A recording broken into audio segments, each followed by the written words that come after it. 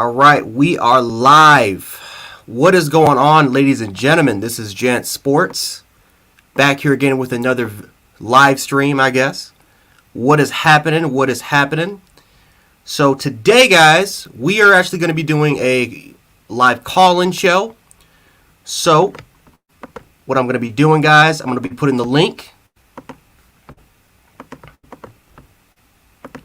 And you guys can absolutely come on and we can talk about pretty much anything sports related, college football, NFL. The Euros happened today. I was watching that. Awesome time. We can definitely chat it up over here. So definitely make sure to click that link. Let's talk. Let's get it. But what is happening with you guys? What's going on, Jeremiah, Isify, my boy Kirito's in the building, Jordan Francis. What is happening with you guys? What is happening? How are y'all doing today?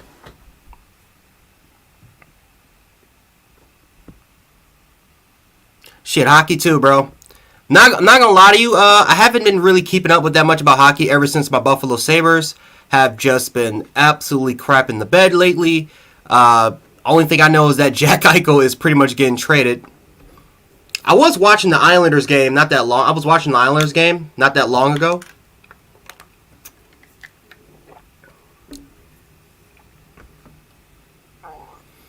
I'm doing all right. I'm just chilling for the most part, kid. I'm getting ready. Just getting ready to watch this Hawks Bucks game. Want to watch that game right there.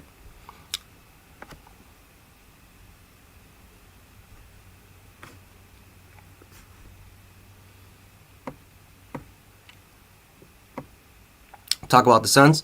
Let's do it. Like I said, man, hit that link.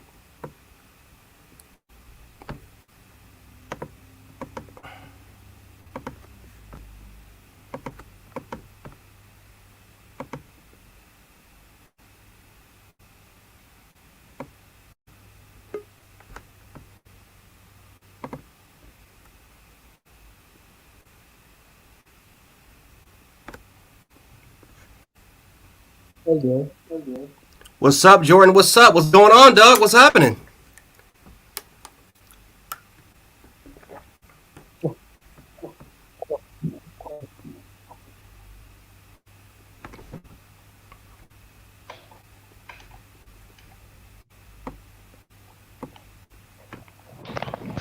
Clippers will win if they have Kawhi. Yeah, I agree with that. Need Kawhi. Absolutely. Can you hear me, Jordan? What's happening? What's going on?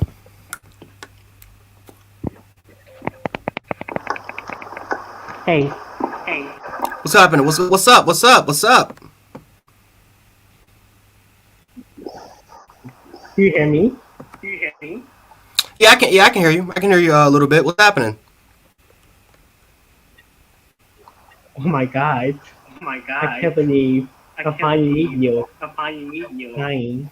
Yeah, man. I finally was able to get this entire thing working. So I'm happy for the most part I was able to get it work. So now I can just interact with you guys. Yeah. But Jordan, talk. I want to hear your thoughts about. I want to hear your thoughts about game 2. What did you think about that Clippers game? Oh my god. That game is so bad. From the end. I mean, for Paul George in the fourth quarter, he's free throws, but like every criminal is second though, then they will have chance to tie this one only. But Paul George become pandemic. I know tired. So my 100% I too. Jordan, I gotta say this, man. I don't. It's obvious that the Clippers need Kawhi. They need him. They need him very, very badly. And again, I don't know if he's out for this entire series because he had that. I think it's like what they feared it was going to be a torn ACL injury. But they need him extremely badly. But I will also say this: the Clippers need to play stronger in the paint. We were not we weren't physical enough, in my opinion, DeAndre Ayton pretty much did what the hell he wanted to do in the paint, was able to roam free. We weren't. I mean, Zubac. I mean, he did okay, but we weren't able to get enough bodies on him in the paint, man. Yeah, I totally agree with you. He needs Kawhi. It's so like Kawhi is answer. Mm-hmm. And if we have Kawhi right now, then he's to be the Suns and then to every round for first time. Not that my team has second round this year. So that is my I have to more team about the second round. Yeah, so right.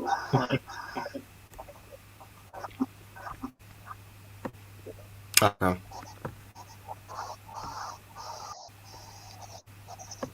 Hold on real quick. Yeah, alright.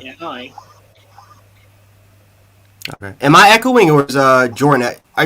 You hear echo from me, Jordan? Yeah, I am Okay. echoing. I think so. Hold on. See if I can get this fixed up.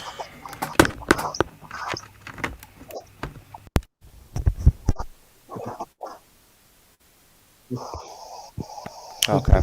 Still echoing? Yeah, I can separate you. Okay. Yeah, that sounds good.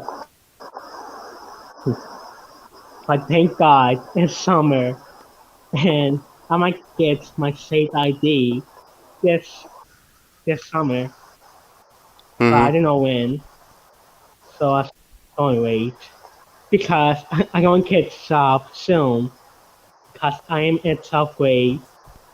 I'm from Park Pesa, and I always get straight A's and sometimes B's. I'm a smart student, and people like me. Yeah, Yeah. so But that's my I become good. And my future goals that after school is I'm gonna be a chef, so that way I can all my lesson nights and to make the best food that I just made. So that way I can get lots of money and serve it to my customers. And I'd like to be an artist that I saw paper pictures that I made, like reference or maybe some characters that I like, or maybe Spyro. And I have a friend named Cisse, and he likes Spyro and reference. And he's a big anime fan of Dragon Ball Z. He is also the strongest person ever. Yeah. So I talk to him a lot of times.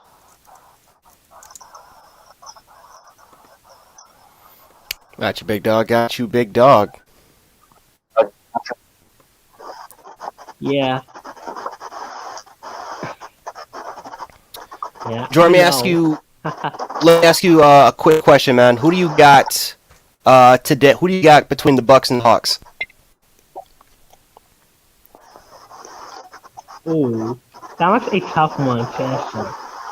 So if I Mm-hmm. were to pick Chase, I'm gonna pick the Bucks, mainly because of the Lions and Cooper and Mm-hmm. and and the rest of the players. I think the Bucks could take it game 4 or game 5, but I'm gonna be shocked if the Hawks take it to game 7 with Train Long and the knocknockers of the team. I'm gonna be shocked because if that game went to game 7, oh man, this series will be so fire. Yeah, man. The Hawks, they don't die, man. It's like they have been the underdogs literally the entire playoffs. They are a playoff worthy team. They got a phenomenal player in Trae Young that, if he can take care of the Bucks, we might have to talk about him in superstar status, because no one really talk. I mean, when you talk about top young stars, for some reason people don't mention Trae Young. They mention like LaMelo Ball. They mention Jason Tatum. They mention a lot of Luka Doncic, but no one really ever mentions Trae Young. But if he gets past this series against the Bucks and he continues to put the performance that he has, we got to put him in that superstar status. He has to be there. Yeah. I mean, I'm on Nike Trae Young when that every bounce. I mean, when that conference bounce appearances to pass the Hawks for the every bounce. I think since in 1958, when the St. Lawrence Hawks get the first championship, I think they beat the Boston Celtics. They Bill Russell, that coach of the Celtics that have 13 rings, and he is Yeah, the Bill Russell. greatest player of all time. Mm-hmm. Yeah, Bill Russell. No one really puts him in the. I like how not. No one really puts him in the GOAT conversation. Like when we talk about Michael Jordan with the 6 rings, Bill Russell has like what 11, 12, 13 rings already, and no one ever mentions him in the GOAT conversation. Oh, yeah, I don't like that when people don't talk about Bill Russell. I just hate that. It's my favorite player because of his name and his special skills that he did in Chicago Bulls, that he built a dynasty with 6 championships with Scott Pippen and Dennis Rodman. I think so. Like Dennis Rodman. Mm-hmm. Yeah.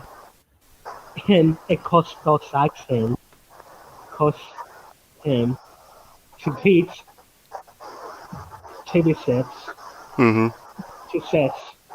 And they have a 20 win record that is so great in old history. And that's why I expect Michael Jordan more than Bill Russell, because he's the greatest goal of all sports, and he's compared to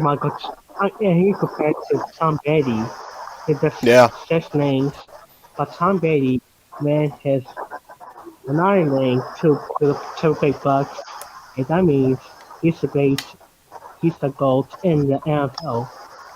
So no one can beat Tom Brady.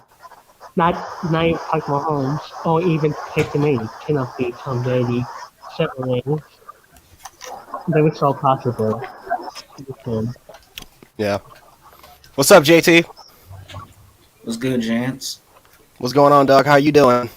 Hey, safe. Good. How you doing? What's going on? Talk to me. What you think about this game today? Who you got? Between the Hawks and Bucks, Yep. Hawks in 7. I want the Hawks to win so bad. I hate the Bucks, even though because they swept us. Yeah. The Bucks, man. I don't trust Milwaukee. It's like I agree with you. Like Jordan, like Milwaukee they probably will take game 1 because they're extremely physical in the paint. They got the size, they got the length. But I don't know. I think the Hawks are going to steal a game in Milwaukee. They could. They could. They could absolutely do it. I mean, I don't know. I don't trust Milwaukee. It's like Giannis. He's played great so far in the playoffs, but it's like it took 7 games to kind of take care of a hobbled Nets team that doesn't have that much depth. I mean, besides really their 3 superstars, which we all know, Kyrie was out in Game 4. James Harden was hurt, ever since the first game, and Kevin Durant was the only healthy player. The Nets don't have any depth. They have no bigs that can really handle Giannis or any of the length, like the Lopez's in the inside, which is the reason why the Bucks had those offensive rebounds. Atlanta with Clint Capella and the rest of those guys, they got shooters on the outside perimeter. Trae Young is an emerging superstar. Yeah, I agree with you, man. The Hawks can definitely steal some games in Milwaukee. Yeah, but they need Atlanta's gonna need to get Trey another like young superstar to go with him. I agree.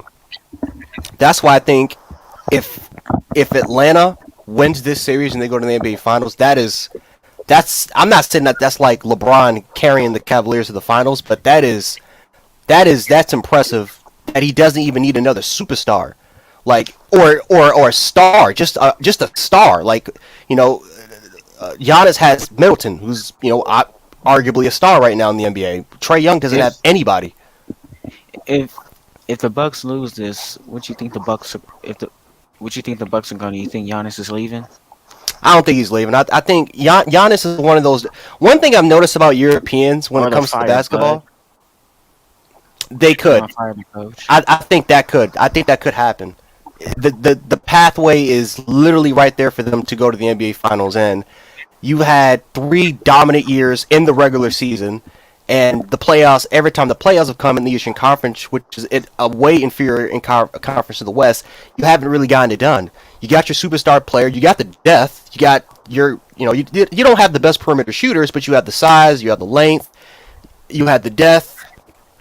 You got the superstar player. You got another player to play with Giannis that Giannis has chemistry with, and you can't even make it past. You can't even at least represent the East one time. Nah, there needs to be some change. Yeah. Yeah, we need some cases of that not sure of the Bucks if they don't make past the turn now. But if guys will make trade, I will agree. I would say give play for goals because the Bulls limit game is is going on in building for years. And I think Glass and Cooper on Bulls might be a great help because he will make the Bulls a winning record if they have him. There's some stuff that the Bulls might get if they have something good this season, maybe this season. So that's gonna be interesting to add football to go for the Chicago Bulls. That's my opinion.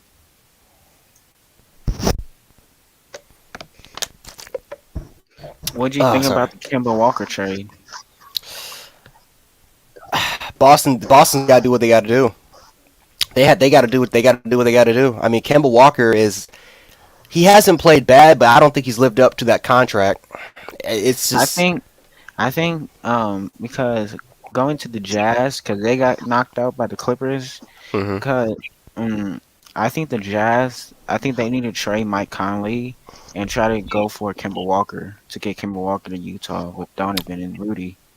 I can see that. Kemba Walker. I don't think he's that same. I mean, injuries have kind of affected his career a little bit, but Yeah, he's not Charlotte Hornets Kemba Walker, but yeah, he's still a star at the same time. He's still one of the best point guards in the NBA that can still help lead a team. So yeah, I agree with you. And the Jazz are literally they're a star. They're the same position like the Bucks. They're a star away.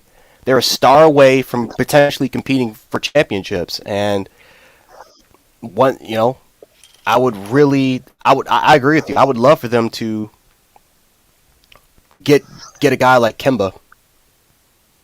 yeah.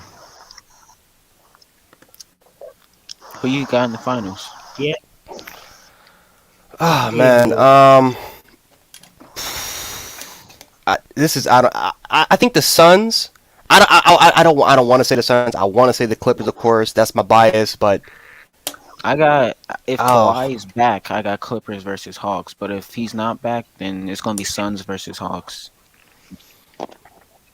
yeah, oh boy. I mean, it's a tough. It's. Would you think, though? If the It's still going to be hard for Hawks to win against the Bucks. They still beat the Nets. It was still Kevin Durant. So Well, the Nets without James Harden and Kyrie took them to 7 games still. They're very similar teams. It's one superstar and then a very good supporting cast for both teams. Both of them Hmm. have depth, and But that's why. The Bucks have the better supporting cast though.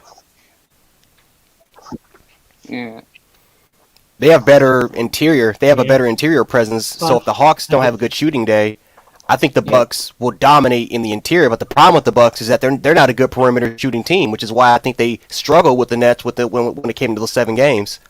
With who you think is the better center, Clint Capella or Brook Lopez? Boy, oh my Uh, goodness. I still say Clint Capella. I think he's good. I would say Clint. I would say Clint Capella. Brook Lopez, he can play inside. He can play inside, They but stretch the floor.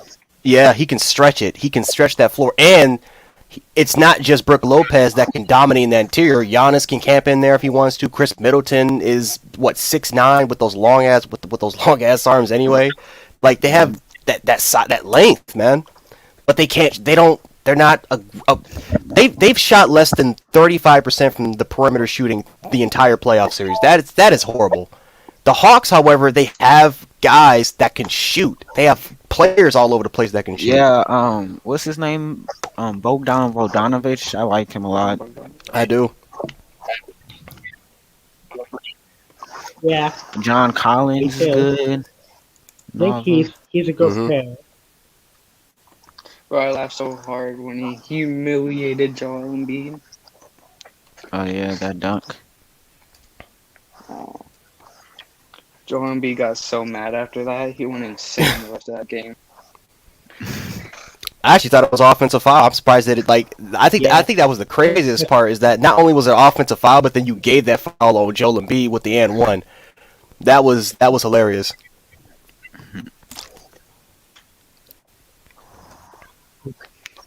That's funny. Well, what I mean, what has happened in the college football world? For the most part, nothing much, man. I mean, but like this is I think like around this time everyone's following recruiting. Everyone is just following recruiting at this point. They're on 24/7 Sports. They're on ESPN, and they're just tracking recruiting down. The only thing that's right now available for college football is media days, which is not going to happen until July. So for the most part, just predictions, just preseason polls. Everyone's for the most part, every fan base is arguing, talking their trash, talking their trash for the preseason. But besides really media days and camp, nothing really going on until around that September mark, that late August September mark. Yeah, nothing's happening at all. Jack Sawyer will be a beast. I like Jack Sawyer. He's a good player. I think Jack Sawyer will be that next Ohio State edge rusher. You think because this year I don't think Ohio State's gonna have like that one standout defensive end like a Chase Young.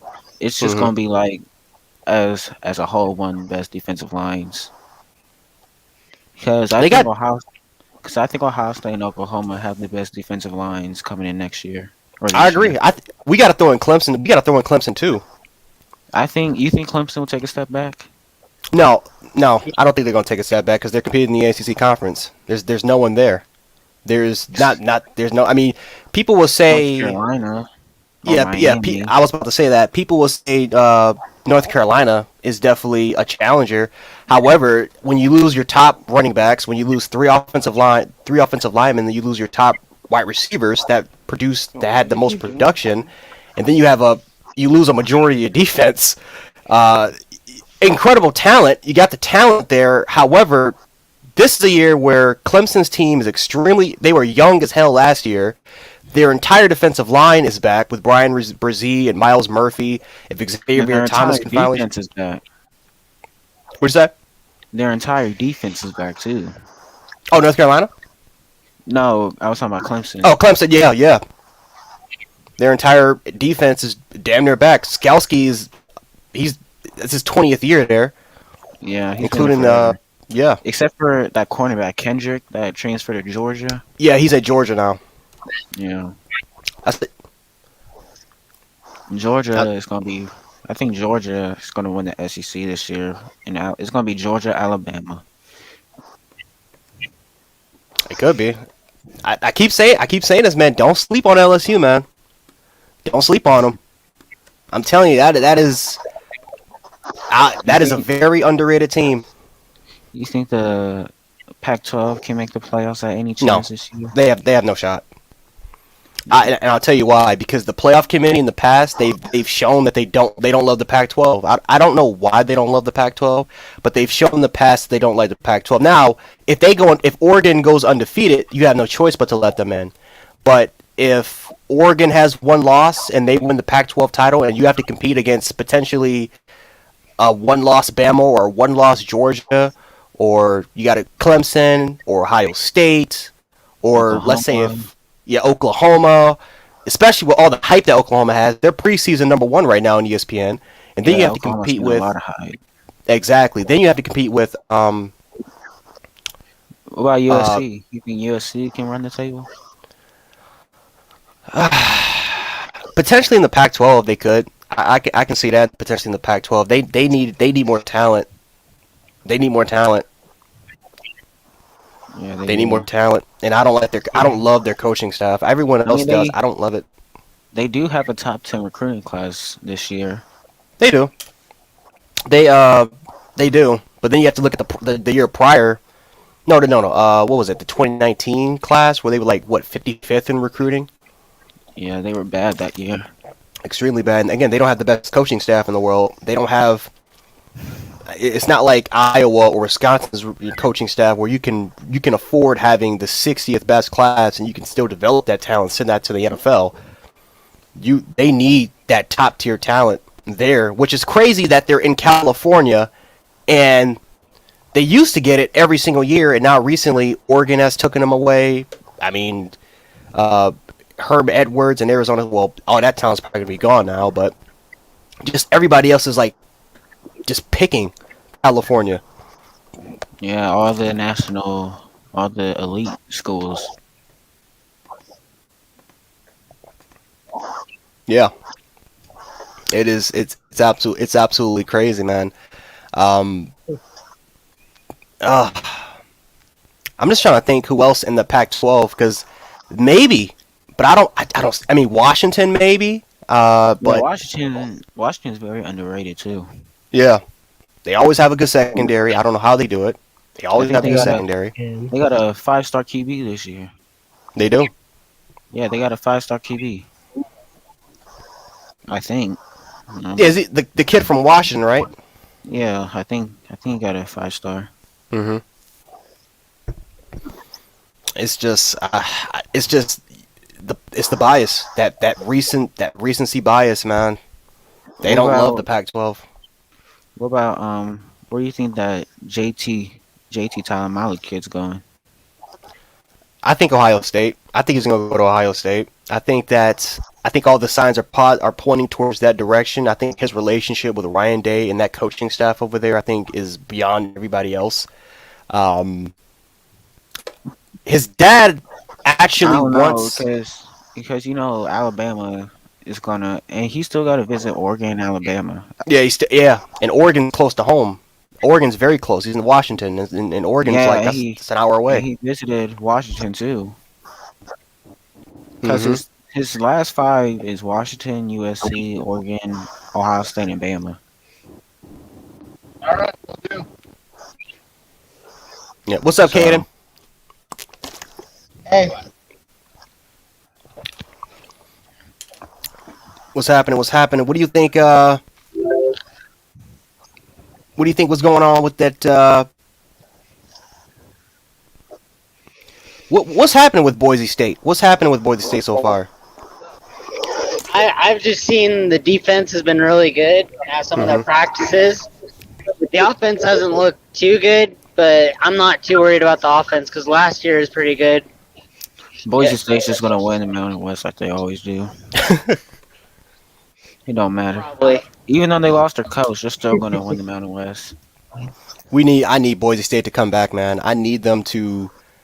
I miss Kellen. I miss Kellen Moore. Kellen Moore is my favorite quarterback of all time. And then with Doug Martin,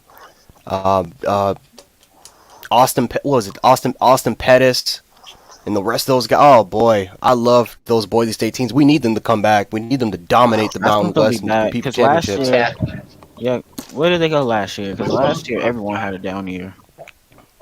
Except for Coastal Carolina Oh yeah, that except and BYU. and BYU.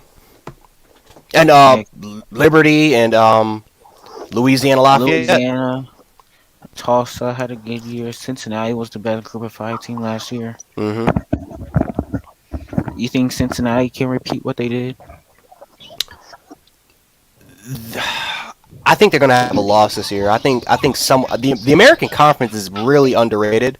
I think a team will upset them, whether if it's UCF. UCF has a strong team coming back this year. They have a very experienced roster. Memphis always has a good squad every year.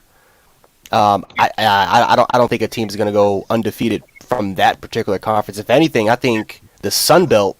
I think a team for a Sun Belt can represent whether it's Liberty, not Liberty, but Coastal Carolina, Louisiana. Lafayette. One of those two teams, and they have experienced rosters coming back. Very experienced rosters. Yeah, Louisiana. I think what they brought back almost their entire roster. Yeah, they're missing like maybe one starter. Yeah, and they play Texas. I think Louisiana is going to win that game. They could. You already know Steve Sarkisian, Texas. They're gonna get all the hype in the world, but I'm telling you, man, you don't want to play North Dakota State. You don't want to play Liberty. You don't want to play Coastal. You don't want to play those schools earlier on in the season where you have a fresh roster. You need chemistry. You need continuity. You don't want to play against those teams earlier on in the year, man. Exactly. Texas is basically the Dallas Cowboys of the college football. They get all the hype, but they just never back it up. Yeah. Yeah. Yeah, always close in the playoffs. Every single time. Mm-hmm. That I don't like. They like the guys Cowboys to me. Yeah, Texas. Texas. They're not even the best team in their own state. Texas A&M is of course the best team right now in their own state, but I don't know. I like Steve Sarkisian. I think he'll do good at Texas because I love the attitude. I love the attitude that he had when he was in Alabama those last 2 games. When he was hired, he could have left. Easily could have left like Lane Kiffin did. Decided to stay. Coached the 2 best games he's ever had in his career. And then he's at Texas now, and for what people are loving about him, they love his work ethic. They love his improvements. They just love how he connects to the players, and the players have belief and they have hope. That's what I think they were missing with Tom Herman. Tom Herman in Texas were just a subpar 500, 8-4, 9-3 team. With Urban Meyer. If Urban Meyer would have went there, Texas would be like top 10 every single year. Oh boy, that's why I know they were extremely upset when they couldn't get him. But just like how Nick Saban couldn't go to Texas or he couldn't go to any of these other big programs, he's not gonna. Urban Meyer at his age, where he's leaving because of heart problems or health issues, he's not going to go to Texas where the majority of boosters control that university, where he's not going to have say. He's not going to go there.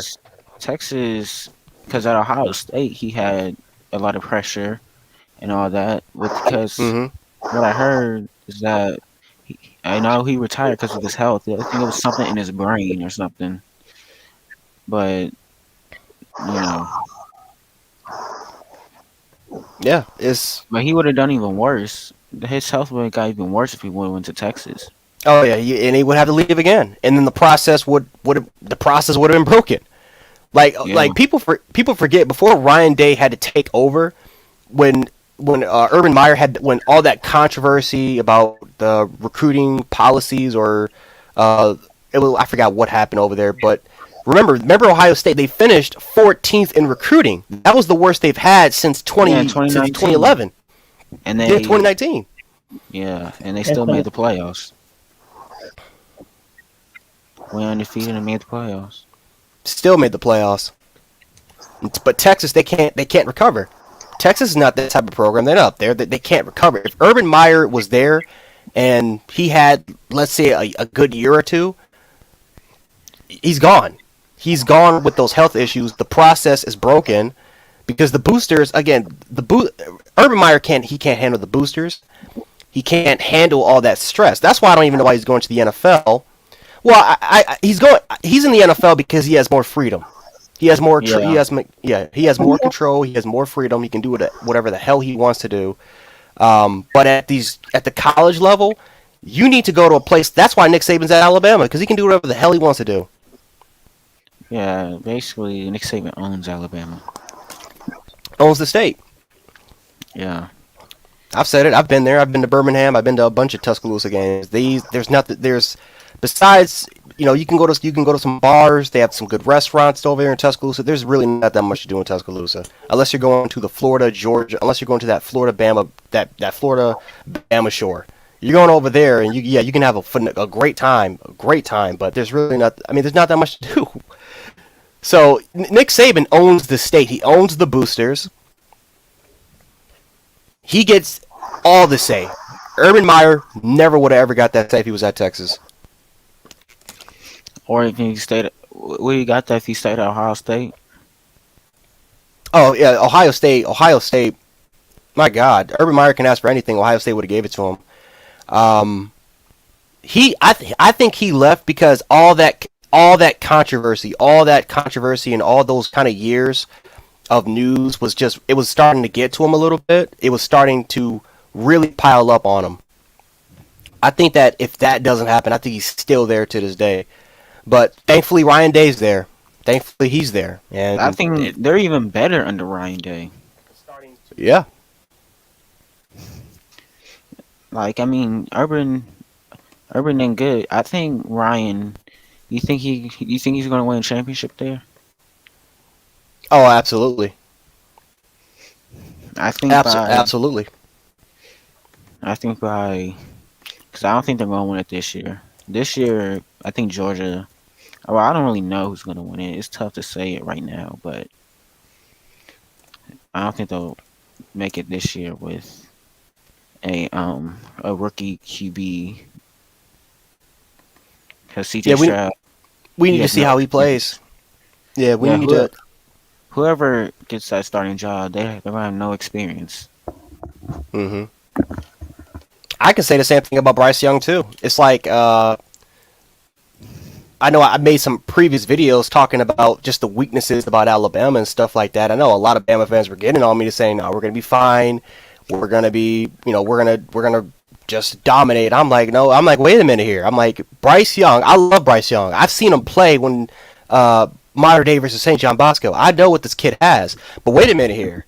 You're talking about a kid that hasn't started a game yet under a fresh new system in Bill O'Brien, and you're missing 3 offensive line starters.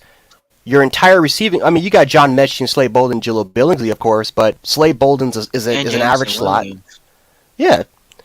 And you add Jameson Williams there, but like I said, that continuity, that chemistry, is like, it's going to take some time for that to even develop. And I don't even think the offense is going to be nowhere as good as it was last year.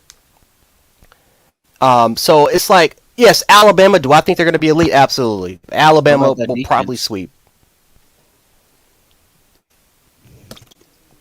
Wait, what'd you say? What about the defense? I think the defense will be better than they were last year. I think they will be. I definitely think they will be better than last year. The secondary concerns me a little bit. People got on me because I said that Josh Jobe wasn't that good of a corner. I thought he was overrated.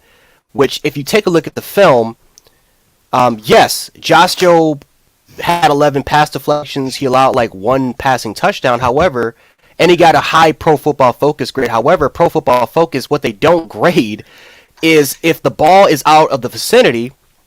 So if a quarterback overthrows a receiver, but a receiver clearly beats a corner where he clearly beats a corner off the line where it's single man-to-man with no high safety, with no single high safety, they're not going to count that as a grade. They're not going to count that at all. So it's like, for me, I've seen a lot of times where receivers on the outside, including Garrett Wilson in the national championship game, Garrett Wilson destroyed Josh Jobe on the outside. And I was even wondering, why in the hell are they not targeting Josh Jobe? Where even with safety help with Daniel Wright, who was clearly a weak link in that secondary, they're not going after him. But of course, they're going after the slot because that's the weak link. But clearly in that game, nothing's really working that much. You're missing Trey Sermon, and Garrett Wilson is cooking Jobe on the outside. What's happening? Why are they not going after him?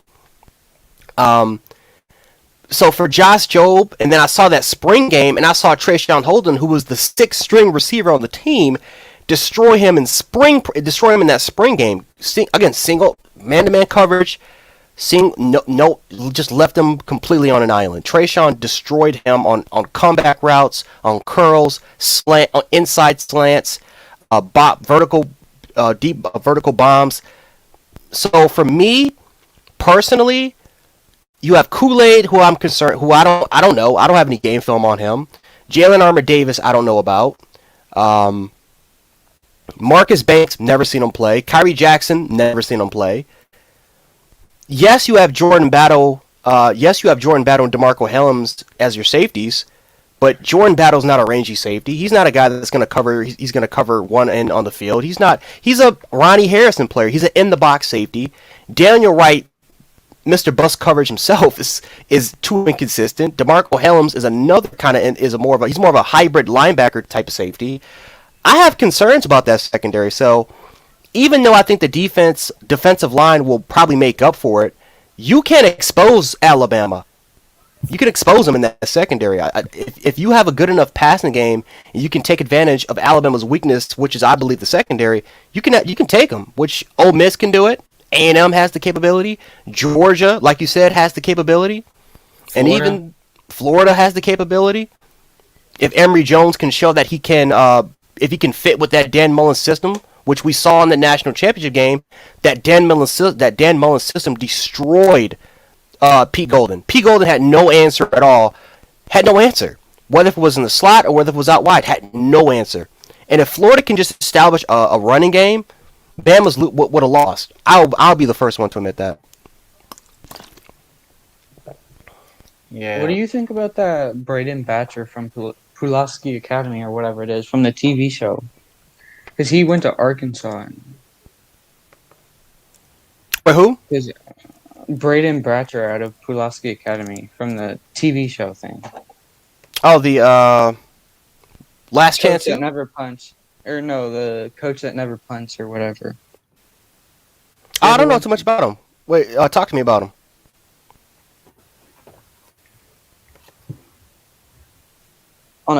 Well, first of all, he broke a national record because he threw for like 900, or he had 900 offensive yards in one game. I don't know. He's small. That's all I know, and I don't know. Yeah, the only quarterback I know was KJ. It was KJ. But Yeah. is he a true freshman? I do not know. He's not going to start this season. I know Okay. that. But Arkansas is underrated too. Yeah, I agree. Arkansas is underrated as hell, man. They're very underrated. They're not bad no more. their offense cooked Auburn last year. That was terrible. Oh yeah, I forgot about Auburn. You think Every we offense did that cooked win. Auburn.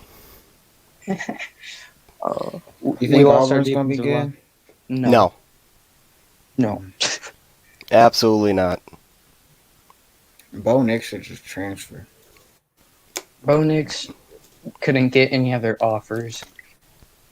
He's the Ben Simmons of the college football world. That's a really good ass comparison. That's a tremendous. My goodness, he really is Ben Simmons. Athletic, a bit mobile as hell. Probably one of the most athletic mobile quarterbacks I think, if not the. What did he run, like a 4.3? Didn't he run like a 10.6 at a 100 meter dash? Like, this kid is he's freakishly athletic, extremely elusive in the pocket, has a rocket arm, but I have never seen a quarterback that raw. Just throwing it off his back foot, not reading. He can't go through his progressions. He's a one-read guy. And every time he throws, he never sets his feet in the pocket. I've never understood it. And then I watched that spring game, and Auburn fans are bigging him up a little bit. They say, "Oh, he's improved." I'm like, "Wait a minute, where's the improvement?" Because every time he's throwing it off his Yeah. back foot. Yeah. He needs to go somewhere else. I, Well, I could who see him else? being like a Taysom Hill type thing, like a gadget quarterback in the NFL, but that's about it. We'll see. We'll see what this Boise State coach does with him if he can develop him. Because Gus Malzahn couldn't do it. Gus Malzahn tried to make him like he's, he tried to run the option fast pace instead of just developing his arm talent. They just I don't know what in the hell Gus Malzahn was trying to do with him, but that style of play. Now I can't really say that style of play didn't work because it beat us. When Pete Golden didn't have. Oh, that 2019 year pissed me off. But yeah, I mean, Nix is talented as hell. That dude his upside is incredible, but I don't know. Even if the boy, even if this coach can work with him just a little bit and improve his game, he still weighs off. He still weighs off, in my opinion. I like Demetrius Davis much more than I like Brendan. I do too. How you think UCF's going to do under Gus Malzahn? Oh, good. I think they'll do good. I think they'll do good under Gus Malzahn. Gus Malzahn, as an offensive mind, he's incredible, which is why I don't understand what in the hell he was doing with Bo Nix under that type of system. I don't know what I don't even understand what he was doing with Bo Nix, but with UCF, again he's not changed. It's not like he's stripping down the entire offense that UCF ran the last 3 to 4 to 5 years. It's the same offense.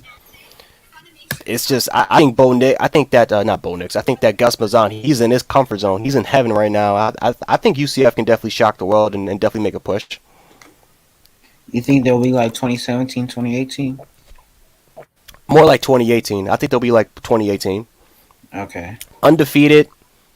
They could definitely go undefeated. I think worst case scenario, they'll have a couple losses. They'll probably make a New Year's Six bowl game if they can edge out Coastal, Liberty, Louisiana Lafayette, Boise State. But absolutely, I mean, yeah, the Gus Malzahn in UCF is incredible, and I've never understood why kids from the state of Florida or in those kind of local areas, why they don't choose UCF over Miami or Florida State or even Florida. Like, UCF is the most winningest program in the state over the last 5 to 6 years, and yet UCF keeps producing these 75th, 74th best recruiting classes, while Miami's getting top 15, top 10 recruiting classes. Exactly. Miami, I think Miami's going to be good too this year because Miami got that 5-star defensive tackle. Because, like I said, I think that Miami-Alabama game is very underrated because Miami has the better quarterback in that game. Yeah. Again, we don't know anything about Bryce Young. We only had the spring game to watch, and I like his upside. Will Bryce Young be better than Miami's quarterback? Absolutely. I think from the long run, I think he's going to be better than him. But for that game, you have, if he even plays, because remember he suffered a horrible injury. Yeah, he had that torn ACL. Yeah. I don't think he'll be the same. You think he'll be the same like he was before? It depends on his recovery. It Because could. Back by then. They say he'll be back, but Yeah. you're not the same just- after torn ACL. I just fear if he's going to be rushed.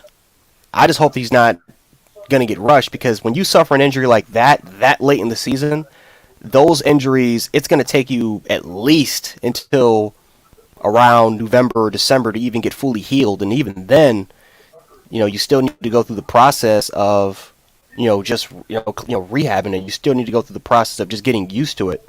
So I hope he just doesn't get rushed. But- Same with Michael Penix Jr. He had a torn ACL last year. Mm-hmm. I don't even think he'll be the same. And Indiana is massively underrated. with what Tom Allen got building over there, Mm-hmm.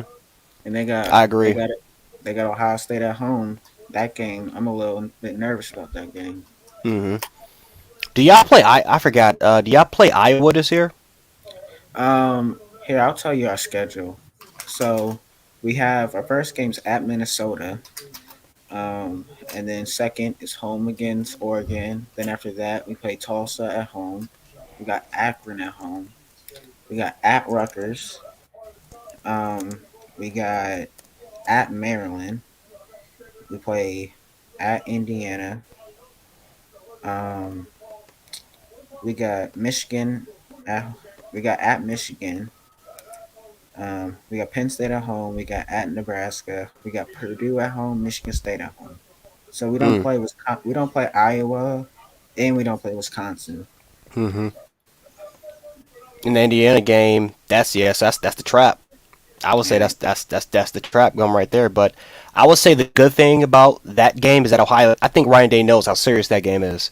I think he knows how good Indiana was last year and the amount of experience that's coming back for them, and the momentum that's going in. I think he's going to be prepared. I think when you catch Ohio State slipping, yeah, you can catch Ohio State slipping, and you can absolutely Yeah, because I absolutely get like them in. I like the attitude that Ryan Day has. Because under Urban Meyer, he had that Purdue game and that Iowa game that he slipped on. Hmm. But with Ryan Day, he's taking every week, every game seriously. He's not sleeping on no team. Hmm. He hasn't lost a Big Ten game yet. Nope. Yeah, his two losses has only been to Alabama and Clemson. Yep. That's why I think Penn State. I Yeah, Penn mm, State. I think they'll like be. I don't know about Penn State. I think they'll be over 500 and bowl eligible, but I don't think Penn State's going to be like 11, like top 10. I think yeah. I think I it's just I don't know about Penn carried. State. Yeah, the second Yeah. best teams would be Wait, Indiana am or I Iowa tripping? or Wait, Wisconsin. mm, What did you say, Caruso? am I tripping? Why do I think he went to BYU? Oh, Why, you why said do I Zach think he went Wilson. to Oh Penn no, State? he went to Yeah, BYU. I always get those two confused. I don't know why. I have multiple friends cheering for both, so Yeah, but I don't know. I think What about how you think Jim Harbaugh? Because this is the make or break year for Jim Harbaugh. What do you think he has to do to keep his job? he's got to beat Ohio State. He doesn't even need to make the college football playoffs. Just beat Ohio State. Your job is saved. What if He he at needs to. least? What if he loses to Ohio State? But what if it's like what if it's year? What if it's a year like 2018 where he's Mhm. like undefeated up until the Ohio State game? He loses that game, but makes a New Year's Six and wins it. You think he keeps his job? You say if he makes a New Year's Six bowl, Yeah, and wins it, but loses to Ohio State. You think he'll keep his job? he'll keep his job. He'll keep it. He'll just be in all. He'll be under a lot of scrutiny. People will talk about he's on the hot seat the next season, and it'll go on. I mean, I will say this about Michigan: Jim Harbaugh's the best coach he's had since the turn of the 21st century. Jim Harbaugh's been the best coach they've had since I want to say since what 2007, 2008, and ever since then it's been a mess until Jim Harbaugh came. So he's in a way he's helped save the program. He's helped clean up the program. Yeah, he's made them Um, relevant. yeah, they just can't beat Ohio State. Yeah, they And can't win people the want to big say, games. well, people want to say, well, Ohio State has taken all the talent. Well, now wait a minute. I mean, well, if you look at the first, Clemson, how many times has Clemson beaten Alabama with not even having a top 5 class at all? They've had, I mean, when they beat Alabama those 2 times, they've done it with top 16. The best class they had was ninth, and that was Trevor Lawrence in 2018. So we can't really use that excuse. And Michigan, they've always had talent. Look at the amount of players they had 9 players drafted for this year in the NFL, which is like top 5 this year. Yeah, So they don't had a tell me first round they don't pick. have talent. Yeah, exactly. They had a first round pick coming off the edge rusher who didn't even play in Kwity Paye. So they got talent. The problem with Michigan They is just don't have honestly player it's development. coaching. They don't have the Yeah. player development. Yep. They've got to develop their players for those big time moments, big time games, and they've simply gotten out coached too. They've simply gotten out coached by Ohio State every time, every single year, The and worst, the worst one was obviously 2018. 2018, I did not expect at all. I actually thought Michigan was going to win that game, but it was just a whole shipwreck. you got blown out. Yeah, I did not Ever since expect. then, it's just been nothing but blowouts. It's to the point where Michigan fans they've given up. They've given up. They don't expect Ohio State gonna be dangerous. exactly. They don't expect it. A couple of my friends are Michigan fans. 3 years ago, they talked about, oh yes, this is going to be the year we can finally beat them. It's to a point now. Whenever I talk about Michigan football, they don't want to talk about it because they know that, we're probably going to win 8-9 games. Blues get destroyed by Ohio State. Jim Harbaugh, he'll have another year. It's just, I feel bad for that program, but at the same time, it's like I understand people. Of course, you can't beat Ohio State. You can't when you haven't even competed for a conference championship. But at the same time, who else can you get that's better than Jim Harbaugh? Do you want to even test that out, where you're going to go backwards and Ohio State's just going to have that much more of an advantage, or do you just try to hope that Jim Harbaugh can finally figure it out? Yeah.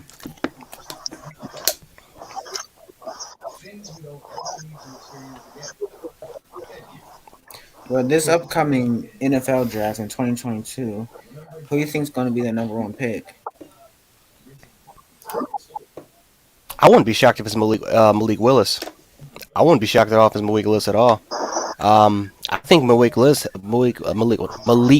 has the most upside. I think he has extremely strong arm, has the velocity, has the footwork in the pocket. I think his leadership. People really, really undervalue how much he meant to that Liberty squad. Is he He still there? lifted that team. He's still there. He hasn't transferred. He's still there. You think they're going to be the next BYU? You think they'll be the BYU of this year? They damn near was last year. I mean, they had a way tougher road than what BYU had. They only lost by like what 10 points to a Power 5 team. Besides that, I mean, Liberty almost made it, man. Liberty I thought was better than BYU. But yeah, they could. I mean, besides missing 3 starters, they have everyone back. You have one of the best coaching minds in Hugh Freeze in all of college sports. The schedule is way easier compared to when it was last year. You still have some Power 5 teams, some ACC teams that you play against. Yeah, they got Syracuse, Army, and Ole Miss. Mm-hmm. And Ole Miss is that I can't wait for that game. Yeah. I cannot wait. I can't wait for that game. That is going to be a great game. That's going to be a shootout. Can't wait for that game. But I think Liberty has an advantage on defense. I think they'll have that advantage on defense against Ole Miss. Liberty, honestly, I think they'll go undefeated. I think that'll be the only team right now to go undefeated. That is not a Power 5 school. Yeah. What's Coastal Carolina's schedule?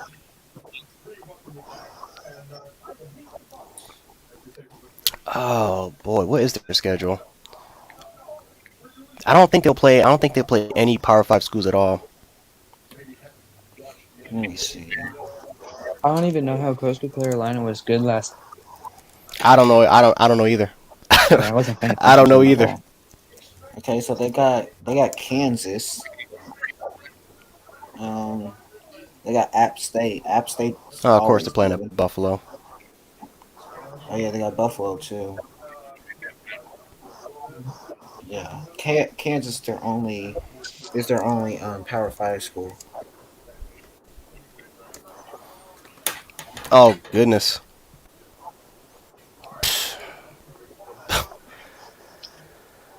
Oh boy, yeah, I'm looking at the schedule too, dude. This is I did not watch the next.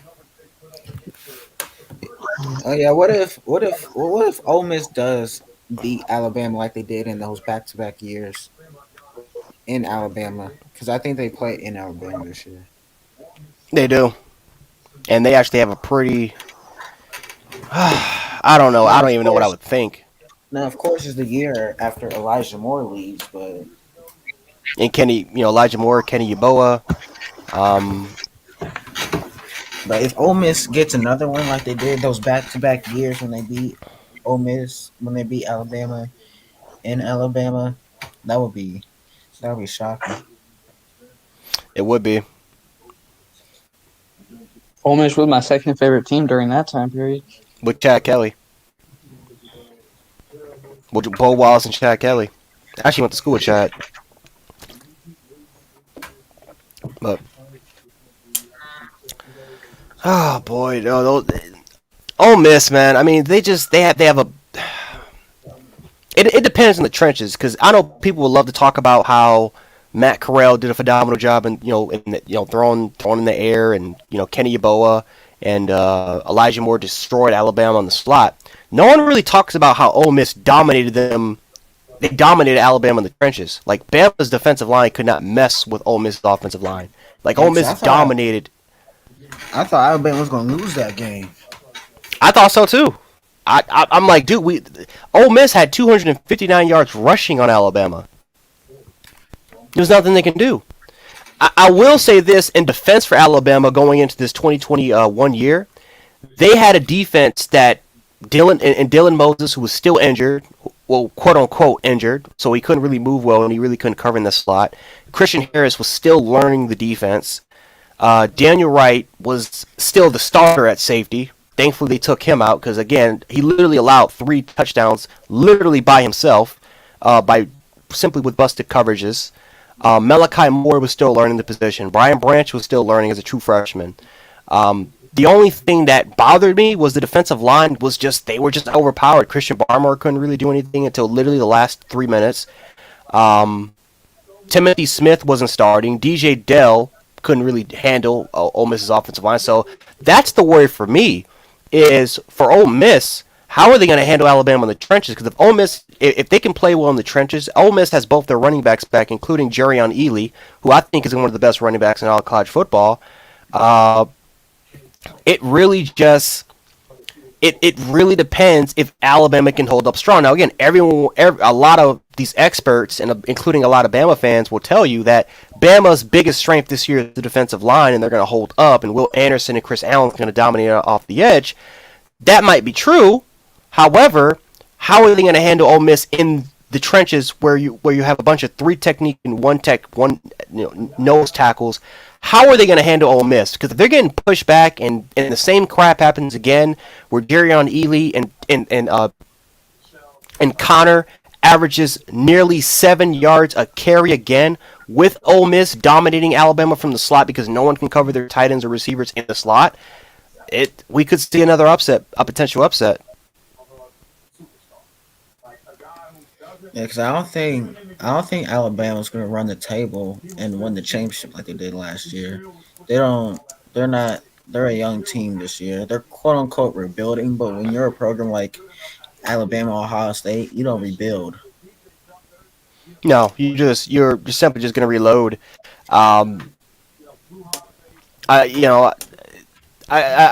think defensively will be a year where they're going to improve and where they could carry this off, where they could literally, in a way, kind of carry the offense.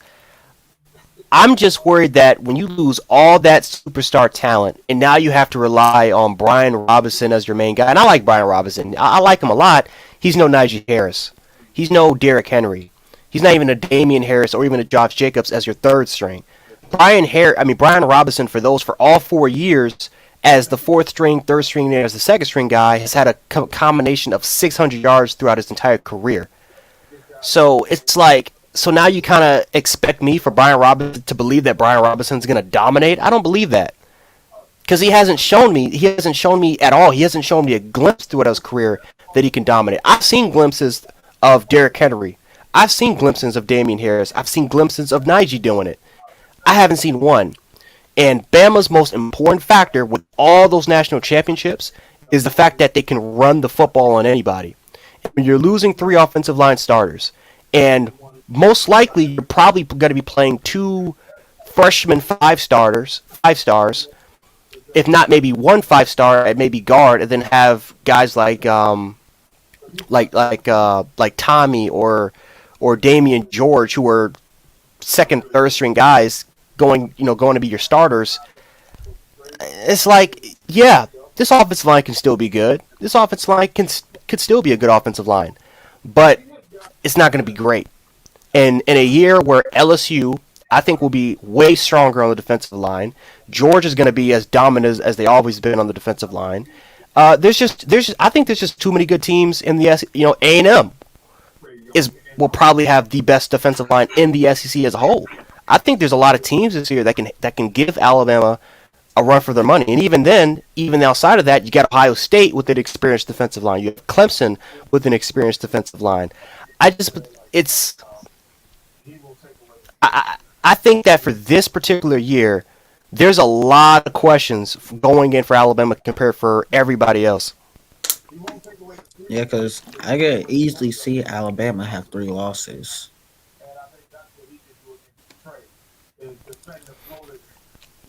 Yeah. And my boy Crimson, he just talked about Trey Sanders. Jason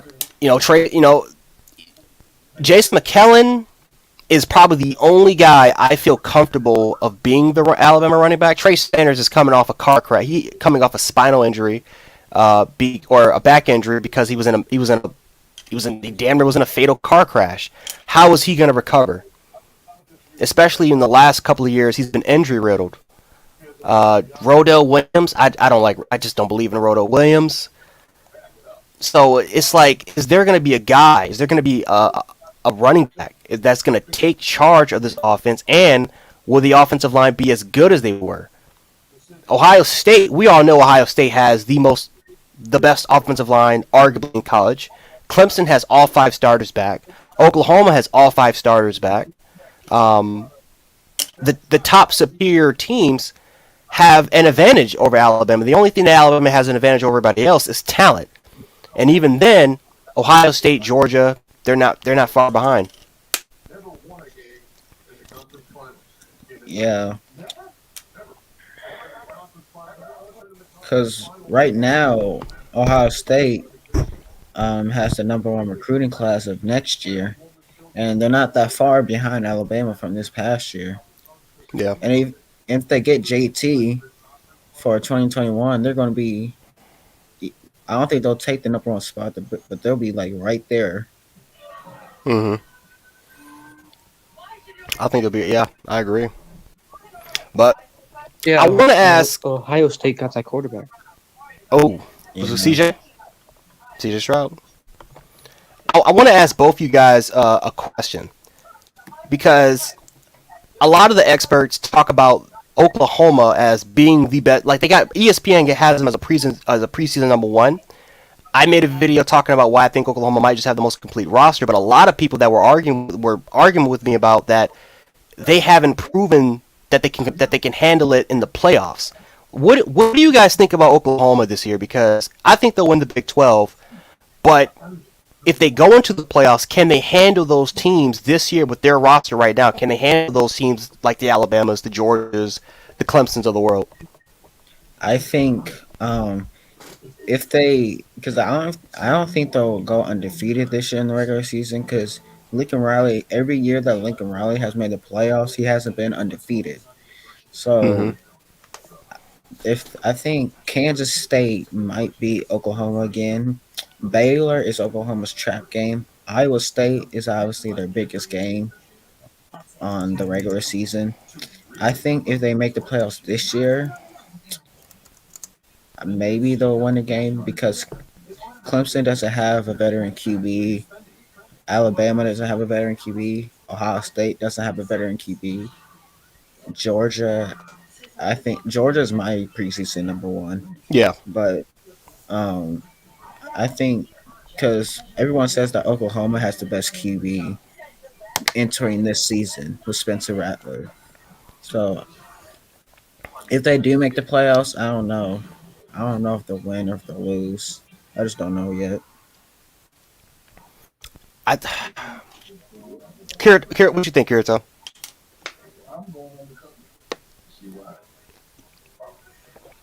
I basically agree with you. I just Yeah. think they haven't really proved it in the playoffs. It's just not, I don't know. Yeah, they always I get don't know. blown out in It's the like- playoffs. It's They're good enough to win the Big 12, but they can't handle the other powers around the country.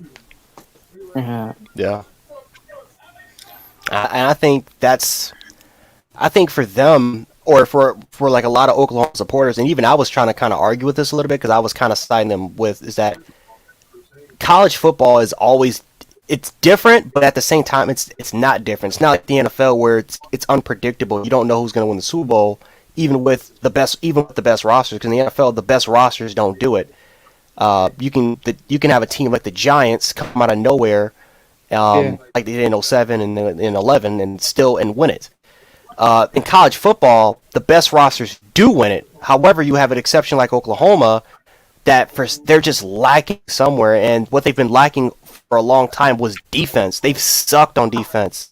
They've had the 135th best. They have the worst defense of all FBS schools, and they still made it to the playoffs, but they got dominated by Alabama. Their defense cost them against Georgia. Their defense cost them against LSU, where LSU put up 60 on them.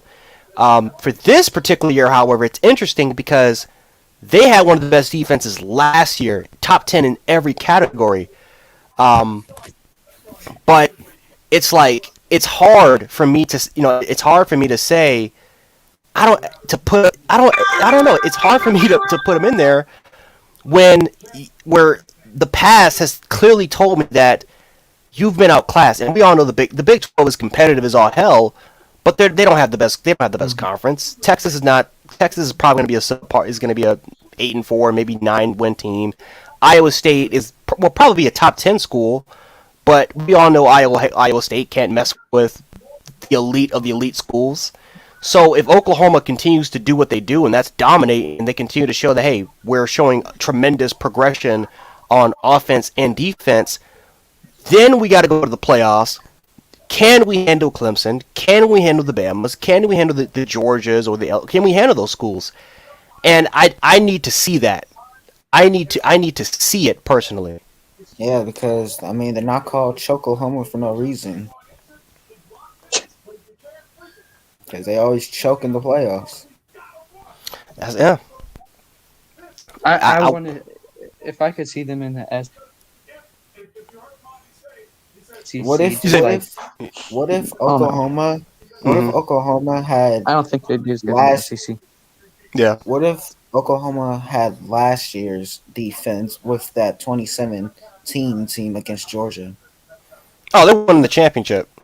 Yeah, they would have won. They won in the championship. That's all Oklahoma needed that year was they just needed a top 30 defense. They had the 67th best defense, and they should have beat Georgia that year. They should have won that game.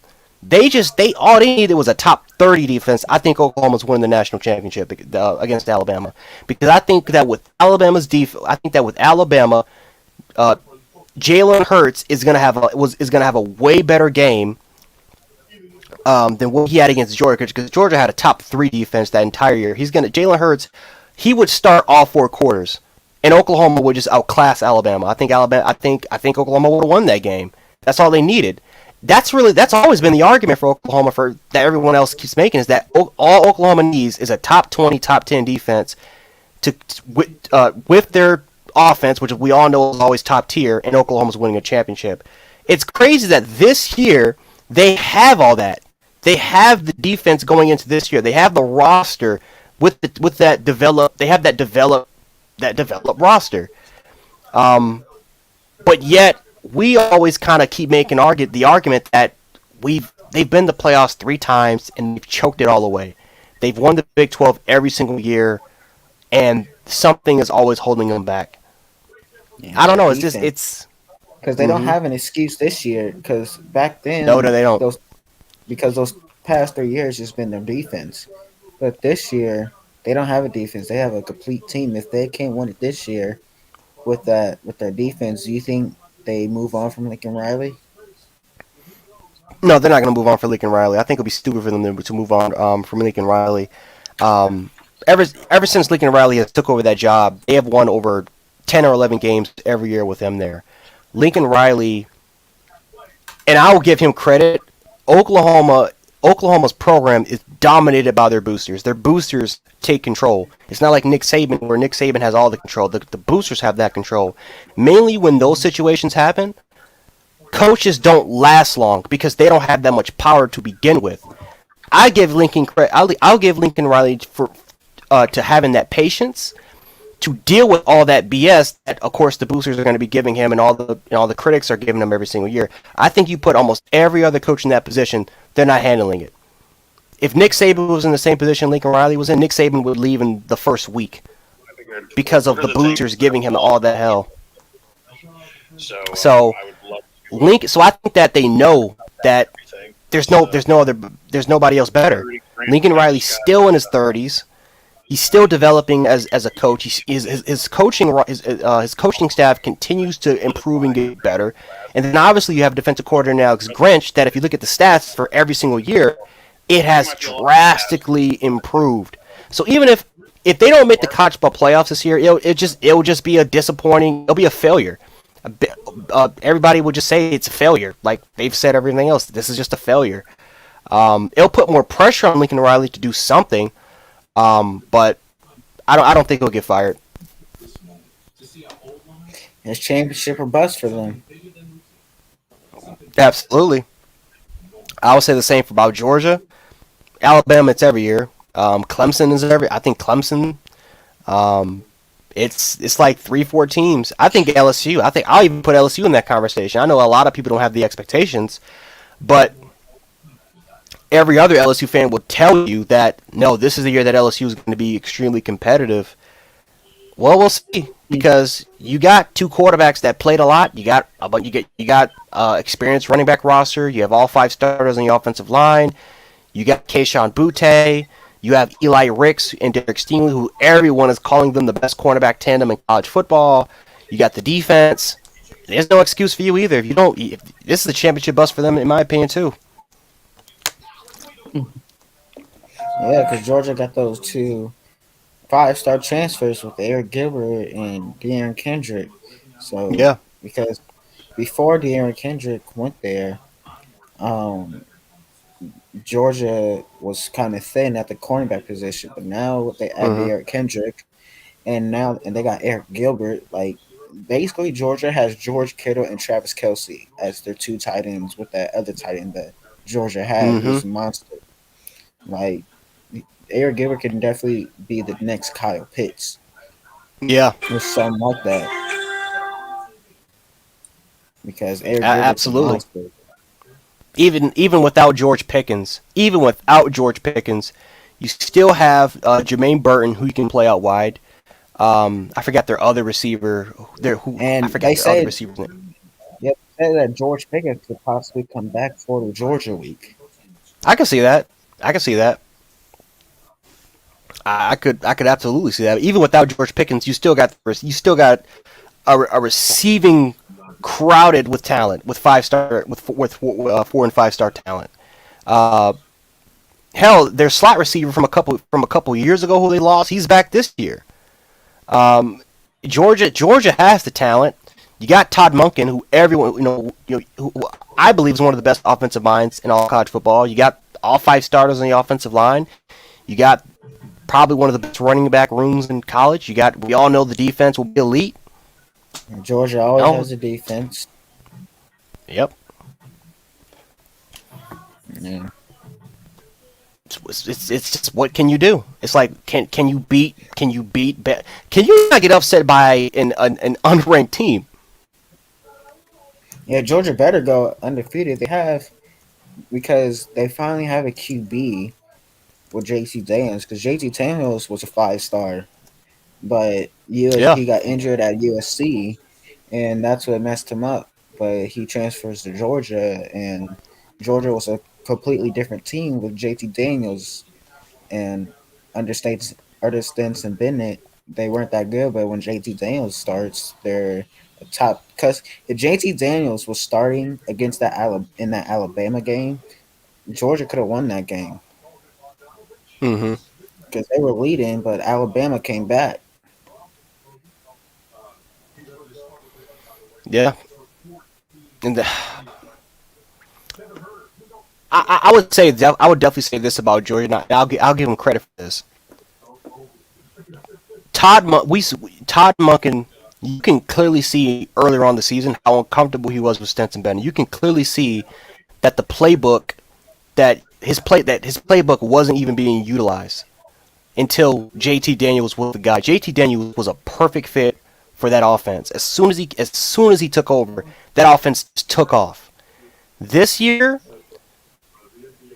if you don't beat Bama, or if you don't beat whoever's representing the West this year, and you don't at least go to a national championship game, and then a lot of that talent leaves for the NFL, Georgia will not win a national championship. I will say that the process, I think, will be restarted. They'll be fine. They'll continue to win a whole bunch of games. But this is your best shot of when there is no better time for them to compete for a championship than this year. You're not going to get any better than this. Same with Oklahoma. Oh yeah, Oklahoma. They'll continue to win the Big 12 championship. They'll continue to win 10, 11 games every single year. But this is your window. This is your opportunity to be the top flight program. This is your opportunity to change the recruiting landscape. Like, they've always had pretty good recruiting classes. This is your opportunity to change your entire university. Instead of getting those barely top 10 classes, we're now talking about top 5, top 3 areas of maybe potentially out recruiting Alabama. Like, this is a huge opportunity for Oklahoma, for Georgia, to be what Clemson was. Because when they finally beat Alabama, Clemson took off.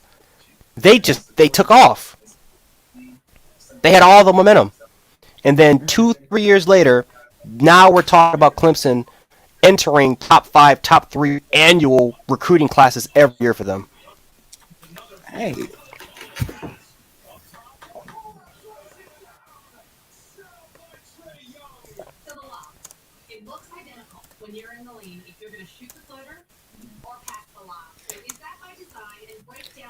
Who you got tonight, Hawks or Bucks? I got Hawks sneaking in game 1. Me too. I think the Hawks will win one of these two games. I think they're going to steal one. Yep, I got the Hawks sneaking in. Yeah, the Hawks. I think they're going to pull a Miami Heat. They're the same. They're the 5 seed like the Heat was last year. They make an unexpected finals run that no one sees coming. I think they'll pull a Miami Heat. I think the Hawks roster is better than the Heat roster last year, but Miami had that really good chemistry. Yeah, for Jimmy Butler and all of them, and Bam. But but the Heat had to play LeBron. Like, this year, if the Hawks make it, they're gonna. If Kawhi Leonard doesn't come back, the Suns are making it. But if they play the Suns, the Hawks could. All you got to worry about is Devin Booker and Chris Paul. But the Heat had to worry about LeBron and AD, and the Suns and the Lakers are. That team was way better than this Suns team. Didn't the Suns completely wipe out the Lakers? Why wouldn't they be able to beat? I think that series. I mean, it was injured though, so that's. Mm-hmm. Yeah, the Lakers just had AD was injured. LeBron was healthy, but AD was injured. But they beat them at 6. The Suns beat the Lakers at 6. Yeah, I would say for the Clippers. Any thoughts on the? But the Clippers need Kawhi though. They need Kawhi. They do. They got probably the deepest roster right now in the NBA, but they've They clearly need that guy. They clearly need him. Yeah, Paul George can't carry them. Paul George needs help. Mm-hmm. What was the ask, Kirito? I think Paul George has played better than Booker. I think Paul George has actually played better than Booker. Yeah, but Yeah. oh no, it's smoking. Messed up Devin Booker is going to be dangerous though. Yeah, Paul George is going to guard Devin Booker. I don't know who's going to guard Chris Paul when he comes back. Cause they said Chris Paul is going to come back in next game when they play the Clippers in LA. But I want the Clippers to win that. But if they don't have Kawhi, the Suns are winning that. It's just going to be very interesting because for some reason I don't know why this is, but the Clippers, whenever they're down 0-2, that's just game 3, and the Clippers just flip a switch, and you'll see other players from the bench that just step up and they'll dominate, and I don't know why that is. I don't know if that credit should just go to Ty Lue. I don't know if that's just their backs are against the wall, and that's when they'll finally just take off, and that's when you really start to see that Clippers roster, that deep roster that they have, really start to show. That's why, even with that game 2 loss, as a Clippers fan, I just wasn't worried because I'm like, every series we've seen this from them. Yeah, they barely lost those games. If Paul George didn't miss those 2 free throws, Clippers would have won that. Yeah, and again, the Clippers didn't play their best basketball. They did not play their best basketball, and that's without Kawhi. So it's kind of like, what would happen if they did have Kawhi in there?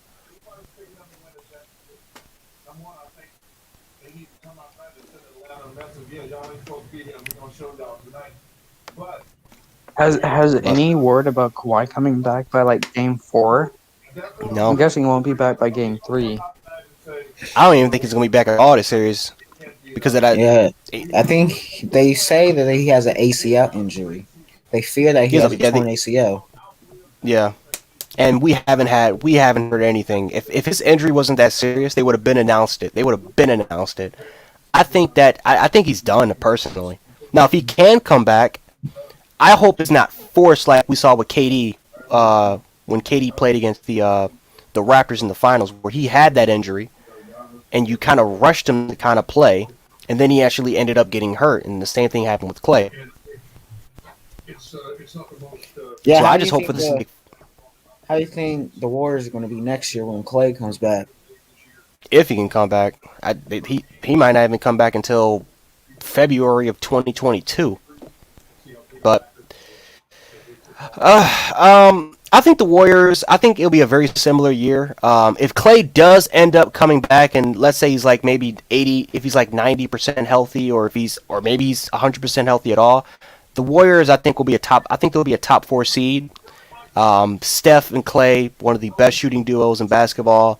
We still need to see if James Wiseman can develop. Yeah, what did James Wiseman? Because he was injured. He kept getting injured last year. Mm-hmm.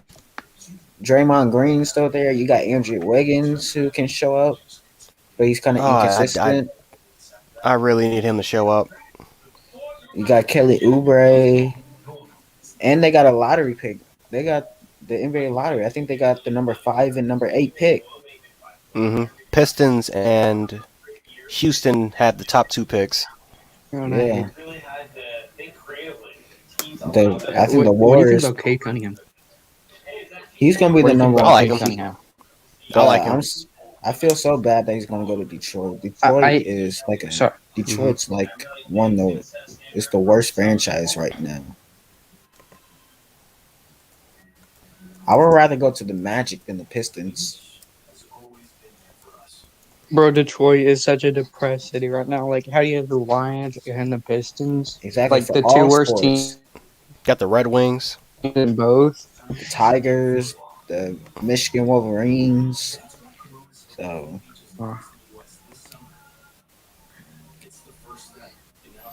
Michigan sports is bad right now. Yeah. They need something. The only good thing is Michigan basketball. Or I hope OKC trades up to 3. Oh. Know what y'all say? I said the only good thing they have is Michigan basketball. True. Juwan Howard has done he's done a hell of a job. I give Yeah. Juwan Howard credit. He's done a hell of a job with that program.